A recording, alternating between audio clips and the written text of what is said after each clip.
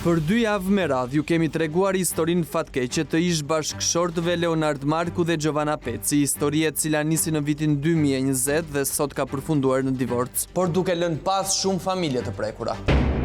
Gjithçka u kthye përmbys atë pas dreke vere kur policia e Laçi trokiti në portën e familjes Marku për të arrestuar Leonardin. 3 ditë më pas, gjykata e Shkodrës i caktoi masën arrest në shtëpi, ndërsa më 17 nëntor 2025 vendosi ta dënoi me 2 vite e 6 muaj burg për dhunë psikologjike të përsëritur ndër vite, bazuar në akt ekspertimin e psikologes Migena Haxhi dhe psikiatrit Gjon Preçi, të cilët dolën në konkluzione se ereja nuk ka probleme madhore të shëndetit mendor, por se çdo ngarkesë e ka për shkak të jetesës në çift me Leonardin. Zonjën Haxhi e takuam, por ajo i bëri bisht pyetjeve lidhur me çiftin. Në vitin 2024, Leonardi është arrestuar dhe Giovannën e keni nxjerrë ju me probleme të shtatje, nga jeta stresante, 4 vjeçare etj. Nuk kam ndjenjë kështu. Leonardi e ka apeluar vendimin e gjykatës, pasi këmbgul se nuk ka kryer asnjë formë dhune ndaj Giovannës, qoftë kjo fizike, seksuale apo psikologjike. Dhe përpos pretendimeve të Leonardit bazuar në prova konkrete, ishte vetë Giovanna bashkë me prindrit e saj, të cilët në gjykat jo vetëm dhanë dëshmi kontradiktore krahasuar me kallëzimin e datës 12 gusht, por shumë pretendime edhe i mohuan. Ne po vajzën teme, veç shpirti ka ikë mbarë pëllësh të ratë fikë të i helë për gjatë rrugës policia.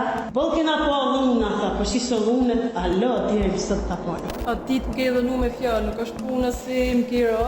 Giovanna deklaroi para OPG-s më 12 gusht se Leonardi nuk e dërgonte asnjëherë në spital, ndërsa në seancë gjyqësore deklaroi të kundërtën. Për me ba ekut kam shku, kur ke keni lirë ti. Fëmijët me ne me fëmijët, a ke shku për ti? Më ke qutëm ne më tonë rrugën. Edhe dhunën barbare në sy të shokëve e mohoi. Të kanë dhunuar ndonjëherë në sy të shokëve? Ja. Njëjtë edhe për prerjen e balukeve. Nuk ti kam pravit. Pavarësisht deklaratave mohuese të Giovannës, prokuroria nuk i konsideroi as dëshmi të reme dhe as i mori me rezerva. Dhe ç'është më skandalozja, deklaratën e të miturës Kiara Marku kundrejt Giovannës e mori të mirëqënës të manipuluar nga babai. I bletë për mor, e më prishte shtëpinë, e më shefte gjanat me marrë mu, më prishte librat, më shefte. Mirë Kiarën, por dhe të tjerët i ka manipuluar Leonardi. Papà era ancora al lavoro, io la portavo lì e c'era questa Giovanna. Io suonavo, delle volte dovevo chiamare Leo per dirgli, gli dici di aprirmi la porta perché non mi apriva nemmeno, non veniva neanche fuori ad aiutare la bambina a portare su lo zaino, nulla. Nusja Gjogje dhe më ka qenë në shtëpi se nuk ka punu. Më ka marrë disa herë në telefon e më ka thënë kjo ora shumë keq. Sa kam gjetë vajzën jo ton ditën pa hangër. Vajza vetë që kam bastu, tha ka marrë të më prën qoftë, liesi barra disa herë. Që ajo e ka trajtuar vajzën keq po. Chiara mi ha detto che gli ha puntato un coltello. Giovanna la picchiava. Chiara è spaventata quando la incontro così via. Quando entro nel discorso lei ha un po' paura. E shoh ftor vajza, është si kishe flok, është sa ne saktë. E pyeta, çka ke më qarë thash, ta asistent. Kur ktheheva, mas 2 javësh, ku i marr vesh për të sigurt mund të ikën shaf kjo. Nëse hetimi i prokurorisë shqiptare do të thellojë edhe në Itali, do të ishin zbuluar shumë gjëra, por jo në favor të Giovannës. Por pavarësisht kësaj, pyetja mbetet, pse trilloi 26 vjeçaria bashkë me familjen e saj, një histori krejt tjetër nga realiteti. 2 janë arsyet kryesore të bërtitura me zë të lartë nga familja Marku, jo vetëm në momentin e arrestimit dhe hetimit, por edhe më herët. E para, sipas tyre, Giovanna ka probleme të shëndetit mendor. Dhe e dyta, familja mund ta pranonte ndarjen vetëm nëse blihej një shtëpi për të, pasi ata nuk e donin në banesë bashkë me fëmijët. A do të provojnë këto pretendimet të familjes Marku? Na im ka thonë qysh në Itali, mam se unë nuk të marrë ma me vedi në Itali. Marrë vetëm fëmijët më ka thonë. Unë i kam thonë jo. Ishte hera parë që ju e dëgjuat dhe ushtangët, apo këtë bisedë e keni diskutuar me herë tjetër më përpara? E ka thonë edhe herë tjetër në muta. Fjali kjo që duket se ka krijuar ndjesi negative tek Giovanna, diçka që e shpreh në raportin psikologjik zhvilluar për të më datë 17 shtator 2024, ku psikologja citon se Giovanna tregon se ka mbajtur shpresa se gjërat mund të përmirësohen, por me ardhjen në Shqipëri në gusht të vitit 2024, ai e kishte marrë vendimin e ndarjes. A mos ishte ky vendimi 42 vjeçarit Leonard Marku që do t'i vinte prangat në duar? Giovanna na ka thonë do me fut në burg, se nuk mund të duroj më.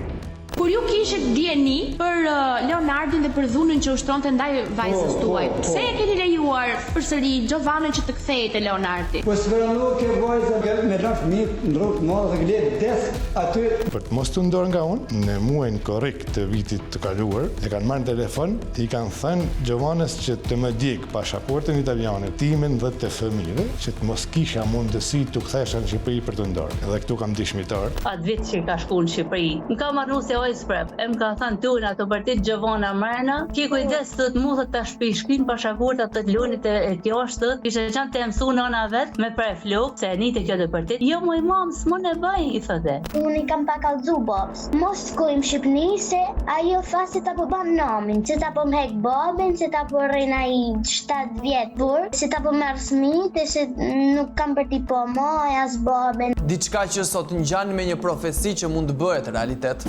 Lidhur me pretendimin e blerjes së një shtëpie, e cila më shumë se sa kontribut ngjan me një gjop të vendosur nga vjerria për shkak të ndarjes, kjo gjë pranohet edhe nga vetë zonja Mara Peci në seancë gjyqësore, teksa tregon episodin e takimit mes krushqve. Mia i tha me vajza s'kan ku shpitona ta vinë për mi.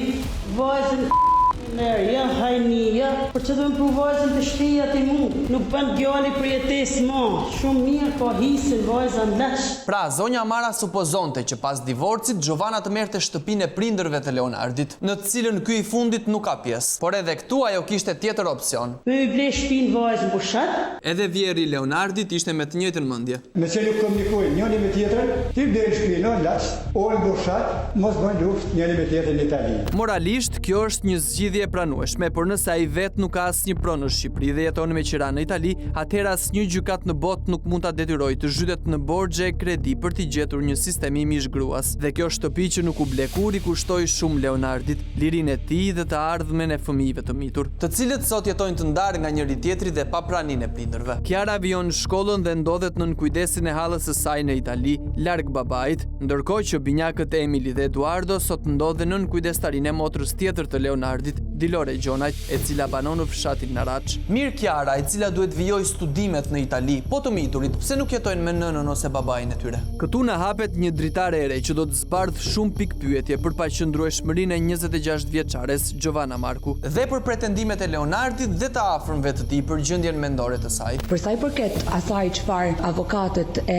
Palës Pandeur dhe Pala Pandeur shprehin për gjendjen e paqëndrueshme të zonjës Giovanna, ne do e vërtetojmë që është shumë e pavërtetë. Prindërit i kanë dalur gjithmonë për zot dhe e kanë mbështetur gjithmonë. Gjithashtu ka qëndruar pranë strehës gruaja të gruaja, ka qëndruar pranë qendrës Vatra në Vlorë, ka qëndruar pranë komunitetit Papa Giovanni. Tani po qëndron pranë qendrës Rinore Motret Venerini dhe në asnjë nga relacionet e këtyre strehësave nuk përshkruhet që Giovanna të mos jetë afër të prindëruar, të ketë probleme të shëndetit mendor apo probleme të tjera. Me keqardhje, duhet ju themi se në fakt çdo fjalë e avokates Cindy Kola është gënjeshtër, duke nisur nga mbështetja e familjes që ajo pretendon, të cilën Giovanna nuk e ka patur që në fillim të mosmarrëveshjeve me burrin dhe as më 12 gusht kur Leonardi përfundoi në pranga. Zoti Peci, pse nuk e banut vajzën tuaj me 12 gusht? S'prandet familjen time huaj. Mjafton kjo përgjigje e babait Giovannës për të kuptuar karakterin dhe mentalitetin e një individi, që gjithsesi nuk bën fare pjesë në thelbin e kësaj që po diskutojmë. Por ama nga kjo fjali diçka kuptuam. Ishte ky mentalitet mos pranues që detyroi më pas Giovannën të përfundonte e strehuar nga një shoqat tek tjetra, fillimisht në qendrën emergjente Gruaja te Gruaja në Shkodër, në qendrën Vatra në Vlorë dhe te qendra kombëtare për trajtimin e viktimave të dhunës në familje në Kamëz. Por si do të ishte rrugtimi dhe sjellja e saj në këto qendra? Në seancat e procesit për kujdestarinë e fëmijëve gjatë takimit me Giovannën në Kamëz, psikologja Arlinda Ymeri vëreu se ajo dallon për shpërthime me një tonalitet të lartë emocional në mënyrë të papritur gjatë procesit të intervistimit.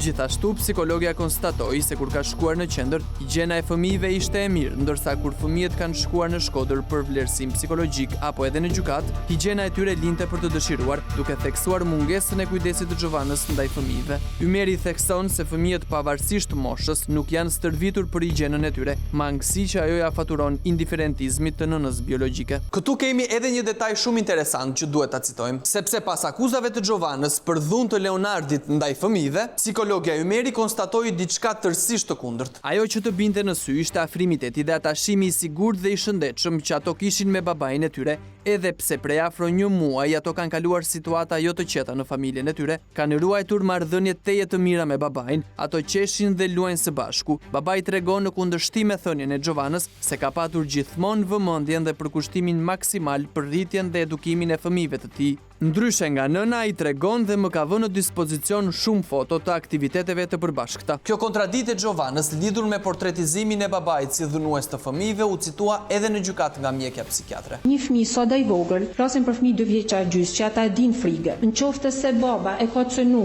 ka dash me djeg me çakmak ose i ka dhënë alkol për me pi, fëmia e ka frikë baba. Ajo konstaton se gjatë takimit që pati me Gjovanën në këtë qendër, vuri re të folur me ritëm monoton dhe se refreni i historive i ngjan riprodhimit të një tregimi. Gjatë takimit të psikologes me stafin e qendrës, këta të fundit janë shprehur se Gjovana ka patur vështirësi në zbatimin e rregullave, vështirësi në përshtatje me stafin dhe banorët e tjerë dhe pavarësisht se ka firmosur që fëmijët të ushqehen me ushqimin e të rriturve, ajo shprehte pa kënaqësi për ushqimin, të tipit nuk ka mish apo biftek, nuk ka ananas. Këto pretendime të Gjovanës për ushqim të mirë e kanë një shpjegim. Gjovana ka qenë ekspozuar në një ushqim të mirë. Prandaj nuk ka pretendim për një ushqim të mirë. Se mund ka thënë fëmijët i kam rrit me bukë e ujë e sheqer, makarona me ujë, ka një jo koherencë. Do vazhdojmë pak me informacionet e qendrave ku zonja është akomoduar për të kuptuar karakterin e saj, por edhe për ta paralelizuar me pretendimet e familjes Marku. Qendra kombëtare për trajtimin e viktimave të dhunës në familje bën me dije se Gjovana ka bërë rezistencë ndaj rregullore së institucionit, duke sjell problematika në funksionimin e saj me stafin si hedhje e bukës në ambiente të ndryshme të institucionit, fshehja e produkteve të tjera ushqimore, mos lejimin e stafit për ta monitoruar gjatë natës si pjesë rregullore së institucionit, duke vendosur objekte të ndryshme për të shmangur hapjen e derës. Dhe pak vëmendje këtu, ka patur edhe tentativa për konfrontim fizik me mjete të forta ndaj stafit, si goditje me karrige duke i denigruar, ka shfaqur të bërtitura, shkelmim dyersh të dhomave të personave të tjerë dhe përjedhoi qendra i ka shkëputur marrëdhëniet me të. Eksaktësisht të njëjtat sjellje siç bënte në Itali. I sjellshë me ushqimet, i hidhte gjitha në koshprehur. Kur blesha xherat për Kiore, merrte shumë nga xherat i vendoste sipër që të mos i merrte Kiore. Pas dëbimit nga qendra në Kamës më 21 tetor 2024, Gjovana e mbetur në rrugë u pranua nga prindrit e saj në Bushat bashkë me 2 fëmijët. Gjatë takimit atje, mjekja psikiatre Eridana Rusi citon se e pyetur për pretendimet ndaj ushqimit që ka patur tek qendra kombëtare e trajtimit të viktimave të dhunës në familje, ajo irritohet dhe i mohon që i ka patur, gjithashtu mohon të ketë patur tensione me stafin apo gratë e tjera atje. Nëse ne marrim në konsiderat veprimet që zonja ka kryer, si për shembull vetëdëmtimi, prerja e balukeve apo hedhja e ushqimit, mund të them që janë disa indikatorë për të na bërë të besojmë që ka një çrregullim personaliteti, sepse këtu shohim deluzionin, por në të njëjtën kohë shohim edhe mohimin e gjendjes që ajo përjeton. Familjarët e Leonardit kanë patur gjithnjë pretendime se Gjovana i dhunonte fëmijët binjak deri në kafshime. E pyetur nga mjekja psikiatre, ajo nuk them përgjigje, por fillon të debatojë me vajzën për celularin, veprim që sipas ekspertes konsiderohet pozicionim mohimi si mekanizëm i vetëmbrojtjes. Latini nuk i mojtë të posër, hish. I nërste makaronat, janë smije e helshin për tu, ti merte me luk, i ja jep të prap, i hate mblom, na i herja fote shpu.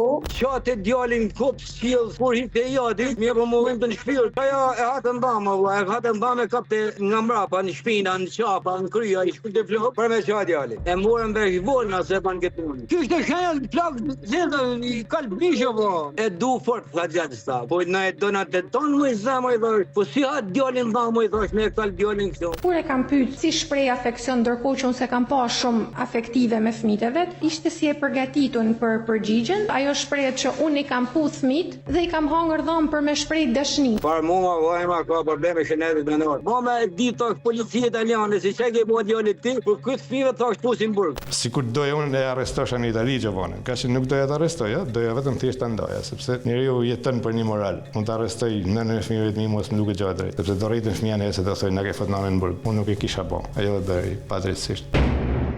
Në përfundim të intervistimit dy ditor, psikiatria Eridana Rusi doli në konkluzione se Gjovana Marku ka vështirësi në ndjekjen e rregullave, ka vështirësi në përshtatje dhe në krijimin e marrëdhënieve me të tjerët. Sipas saj konstatohen disa elementë të cilat luhaten nga çrregullim personaliteti në çrregullim të stresit post-traumatik. Kur kam shkuar ditën e parë, i thonë nëse nuk ke vojë për mua mos pa jepi ta. Rreziku jam me pron shpejt. Do mëno se bona diçka, unë punon zezë dhe me shpejtëve. Asaj që i referohet babai i Leonardit është e shkuara e Gjovanës, e cila më më parë ka patur një raport martesor me një person me probleme të shëndetit mendor, diçka që vërtetohet edhe përmes dokumenteve shkresore. I kam thënë o Bob, i sholla kam na hall fëmin për i balkonit. Po kam marrë në Itali, kam hap derën, kam shkuar i përshnet, ma ka marrë fëmin për i duret, e s'ma ka lënë me pose se i thoti Bob sa shto. I thosha Gjovan, të gjana janë për ti edhe për ne. Se ti ki nevojë për kurim. Nuk ka nevojë me tarkes se këta thënë vlla jam, se dëna mu do, se nuk i normale me vajzë, ti na kena për ti, e për fëmin. Ja di Zotit për faleminderit se më ka pështu vajza pas e gjatë, se ma kishte parë në msha. Për momentin kur i hik truni asaj, as digjon se ç'a ban. Vetëm ato se e kanë në shtëpi e njohin nëna vetë një bomë, ka dash me ashit vllajtem. Ndërkohë që jetonte tek banesa e prindërve më datë 22 janar 2025, Giovanna bën kallëzim kundrejt vllait të saj Gjovalin Peci, duke akuzuar për dhunë të përsëritur edhe ndaj fëmijëve të saj, ndërsa citon se dëshmitar kanë qenë edhe prindrit. Në raportin e vlerësimit nga Shërbimi Social i Vautodejës lidhur me këtë episod, vihet re se Giovanna shfaqet gjithashtu kontradiktore, sepse nga njëra anë thot se jam agresive dhe dal nga vetja, nga ana tjetër thot se vëllai e ka kërcënuar dhe ka shqetësuar fëmijët, më pas thot se ai ka marrë thikën dhe ja ka drejtuar e më pas thot kemi patur vetëm debate sepse fëmijët i kanë prishur gjërat personale.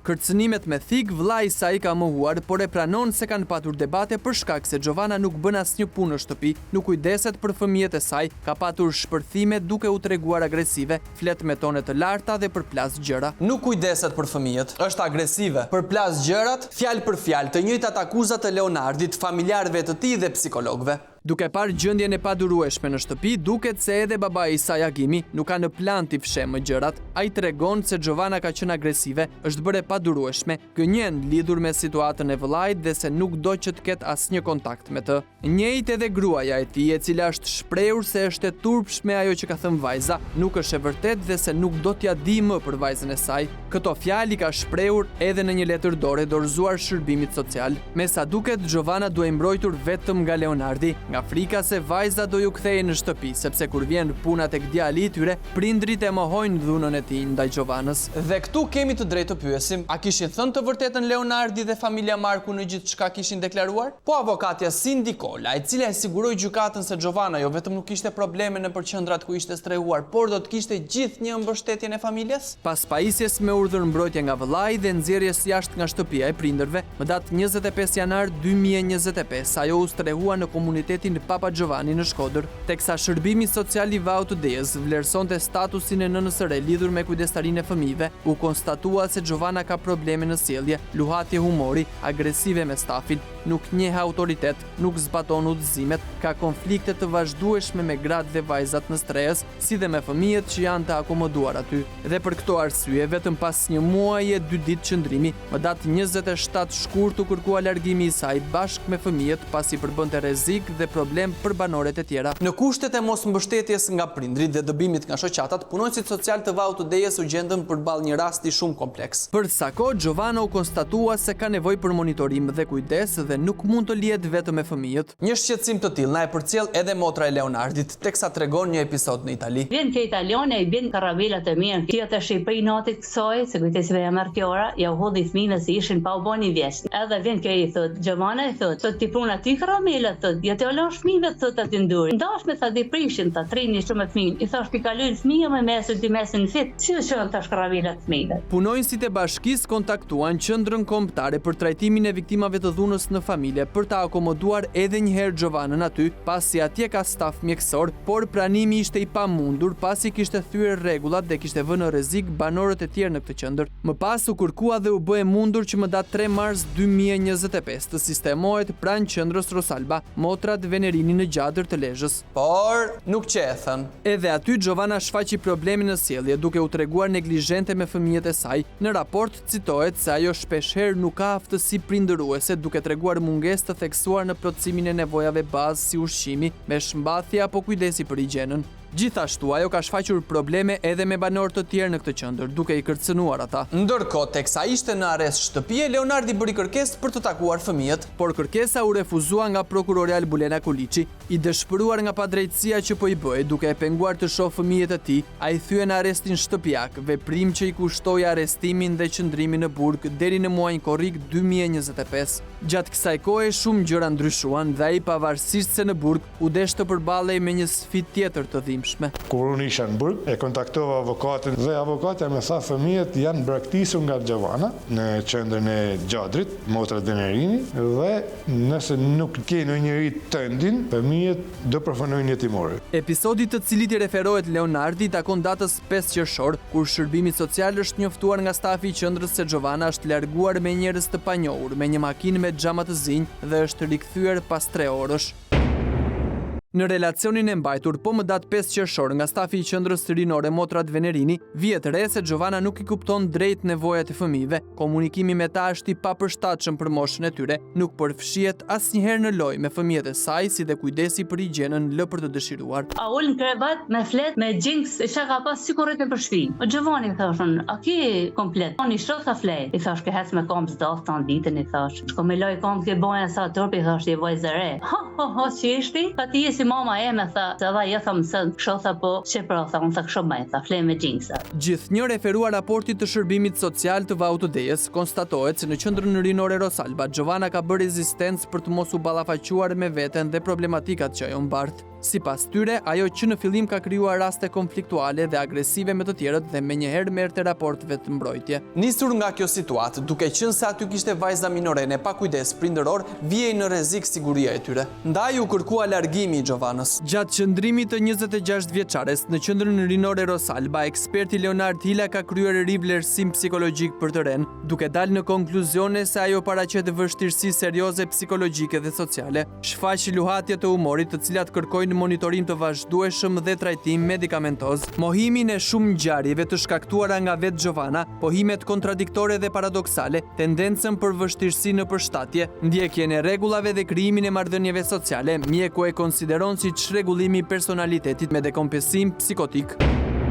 Pas strehimit për të disa të herë qendra emergjente Gruaja te Gruaja u njoftuan familjarët e Gjovanës për të bashkëpunuar në menaxhimin e rastit, por nuk rezultoi me sukses. U propozua që nëna e saj, Mara Peci, të sistemohet me Gjovanën në një ambient me qera, e mbuluar kjo nga bashkia dhe nuk pranoi. U propozua që të marrë të miturit në kujdestari, por sërish të refuzoi. Ndaj dhe opsioni më i mirë për kujdesin e fëmijëve ishte motra e Leonardit, Dilore Gjonaj, që jeton në fshatin Naraç, e cila shfaqi menjëherë gatishmërinë për të mbajtur në shtëpi 2 binjakët e vëllait. Në muajin korrik 2025, Leonardi doli nga burgu dhe u vendos sërish në arrest shtëpie. Nisur nga gjendja jo e mirë shëndetësore e motrës, ai nisi një seri kërkesash për marrjen e fëmijëve në kujdestari, por të gjitha të refuzuara nga bashkia e Vautë-Dejës. Ndërsa sa i takon Gjovanës, gjërat shkuan ashtu siç mund të imagjinoje, por me shumë gjas në të mirë të saj. Punonjësit social të bashkisë Vautë-Dejës kërkuan hospitalizimin e 26 vjeçares dhe rekomandimi për shtrim në spitalin psikiatrik të Shkodrës, i cili mban diagnozën çrregullim psikotik i papërcaktuar, lëshohet nga mjeku Gjon Preçi më datë 10 qershor 2025. I njëjti mjek që pasi zhvilloi vetëm një intervistë me Gjovanën pas arrestimit të Leonardit, e cilësoi pa probleme të mëdha, vetëm çrregullim përshtatje për shkak të jetës së vështirë. Në rast se kemi kontradikta në aktet e ekspertimit, gjykata dhe organi procedues përgjithësi është i detyruar të ripërsërisë aktin e ekspertimit me ekspert të tjerë, jo me ekspertin që tashmë ka dhënë një mendim. Ndonjëherë ndodh që pacienti nuk është i drejt për drejt në informacionin që përçon dhe është e vështirë edhe për mjekun për të diagnostikuar. Po vetë mjeku Gjon Preçi, çfarë thot për vlerësimin e parë që i bëri Gjovanës? Ju e argumentoni që këtë gjë e ka nga jeta 4 vjeçare me bashkëshortin. Ajo mund të jetë filozofë, se mund të thotë sipas kësaj. Kjo është dhënë sipas referimit të subjektit intervistues. Që do thotë ju nuk e vërtetoni dot nëse ky çrregullim përshtatje është për shkak të jetesës 4 vjeçare. Mund të jetë nëse shprehje jo e drejtë, sepse këtë informacione të marrën nga personi, s'kemi provën e. Prova s'kemi, por prova shkruajmë. Dhe pastaj mjeku i kalon me një mund të jetë lapsus. Lapsus që të fut në burg ama. U desh kohë dhe një punë gjatë e shumë institucioneve shqiptare që të vërtetoheshin pretendimet e 42 vjeçarit dhe familjarëve të tij për karakterin e vështirë dhe me probleme të Gjovana Markut, për qëndrimet e avokatëve dhe familjarëve të saj shpeshherë në kontradikt mëdha, duke vënë në lojë polici, prokurori e gjykat. Megjithatë, kjo e fundit, problemet psikologjike të paraqitura nga Gjovana ja faturoi Leonardit, mbështetur vetëm në 2 akte ekspertimet e para, duke mos i marrë parasysh relacionet e shumë stresave në afat të zgjatur kohe. Në rast se mjeku do i hynte kësaj situate për të përcaktuar me një akt ekspertimi, a është në gjendje personi të dëshmojë, organi procedues është i detyruar minimalisht ti marr me rezerva dëshmitë e personit që mund të jetë i papërgjeshëm ose jo në gjendje të shëndetit mendor për të dhënë perceptim mbi faktet dhe rrethanat që i ndodhin. Për këtë arsye, duhet të themi që një provë vetme është e pamundur dhe e pamjaftueshme në rast se është e pabazuar në indicie dhe prova të tjera të çojnë në dënimin e një personi. Të jemi realist, ishin shumë akuza të rënda për Leonardin. Dosja ishte bërë zi nga prokurorja dhe të ikë në shtëpi pa i hyrë gjëm në këmbë, pse kot janë lodhur ata në seanca gjyqësore. Dhuna psikologjike provohet, por në rastin kur nuk ka mesazhe, audio, video, dëshmitar okular të ngjarjeve, është e vështirë të provohet. Megjithatë, ta gëzosh akuzën Leonard. Për të vërtetuar dhunën psikologjike tek një pacient sigurisht që kërkon kohën e vet dhe mjetet e duhura nga profesionisti. Ndonjëherë ndodh që informacioni që psikologu apo psikiatri merr është i manipuluar nga vetë pacienti për ta çuar situatën në interesin e vet. Ata kanë nevojë që të ndihen të mbështetur dhe personi që ata kërkojnë mbështetjen është sigurisht një profesionist për ta pasur këtë pastaj si një alibi përballë personit me të cilin kanë një problem. Kryesisht në veprat penale të dhunës në familje, duhet bëjmë kujdes për të përcaktuar saktësisht çdo element me provë konkrete, me fakt dhe rrethan konkret, në asnjë mënyrë vetëm me perceptime, qoftë edhe të viktimës. Pavarësisht problemeve të lindura apo të krijuara ndër vitet të Gjovanës, familja Peci duhet të ishte mbështetësja e saj më e madhe, pavarësisht divorcit, duke parë si parësore atë dhe të miturit, jo përfitimet financiare. Mikut ke delbi dal hogut, orgjën, na, po bëna mish po vojë me këtë metë ko. Pak më thon, s'keni nevojë më thon shumë më bëre. Sa më vun deri, di vetë më isha bën po. Jo po vafer. Te 2 vjet kam shpirt për sperap të kresh komplet. Mua kesh nuk ka më shku. E leo ka zotë bosh vetë 9 vet më tepër zasoj. Te tu kanë shur konflikt. Nëse djalë mi ka bosh asaj sot pak ki mos bë fare për 100 vjet. Por me sa kam kuptuar, sa si prinë, si bëu jamon, ajo nuk ka bosh. Çdo ditë kam tentuar që kjo të rekuperohet si njeri, sepse ishte edhe në një moshë shumë të re. Mi thosha pse i ban gjëra. Më thoshte nuk e di, vetëm mua më ndodhin të gjëra, nuk e di se çfarë ka Zoti me mua. Person më të dhunshëm, person më të pakuptueshëm, nuk kam njoftë kot. Edhe për mua është fatkeqësia më e madhe që kam pas në jetë që jam bë pjesë e saj. Shumë prej jush mund të pyesin se cili është sot fati Gjovanës, ku ndodhet, çfarë bën, si është gjendja e saj.